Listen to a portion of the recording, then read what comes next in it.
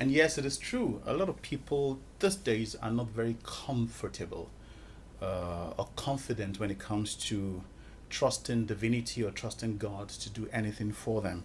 Because for some people, for many years, for several months, they have prayed and prayed and prayed and asked for divine intervention and divine support on so many challenges and problems and issues, asking for direction, and all they get back is silence. It's as if God is not interested in them or God is not hearing them, and it has made God appear unreal, has made divinity appear like it's not there, and perhaps God does not care about them.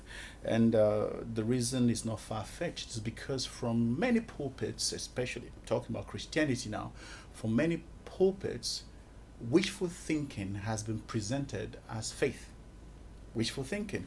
And they say to you, whatever you want God to do for you, just ask and believe, and God will do it. So that's how they say it. So, whatever you want God to do for you on your job, family, marriage, relationships, health, and all that, just ask God and believe. Then you quote some scriptures. He said this to Abraham, he said this to Hannah, he said this to. Just quote scriptures and believe and receive it. That's what has been presented. And to a large extent, it has failed. Why? Because wishful thinking is not faith. The scripture says that faith cometh by hearing, which means that any faith that is built without hearing first will fall. How do I mean?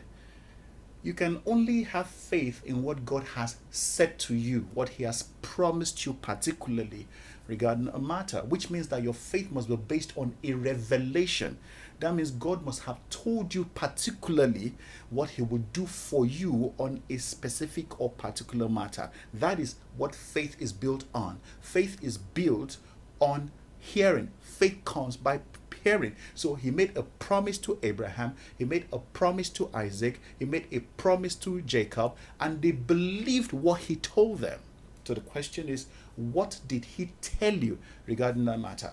Anything you ask God for that is not based on His promise or an assurance. I'm not saying the promise He made to Abraham, Isaac, and Jacob, their destiny, their calling, their timing is different completely, and their era is different from yours. So you need to receive a revelation of God's mind and God's will for that which you want now and in this season and for you.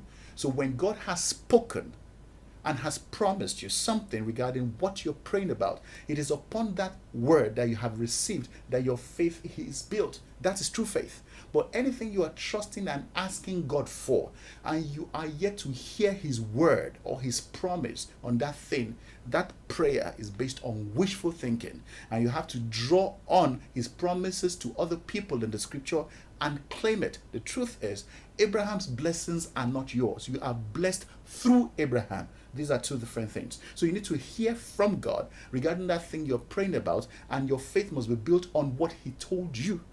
That's why revelation, knowing how to hear from God, or having people around you that can hear from God to tell you the mind of God regarding your matter, is the way you can get true answers to your prayers. So for us to begin to receive from God and hear from God, our faith must be based on what He's told us, what He's promised us, not what we just wish for. Wishful thinking is not faith. Faith cometh by hearing. Wishful thinking is a matter of desire. Those are two different things. So you must be able to receive by faith, by a word, by a revelation and a promise. That's how it works. That's it.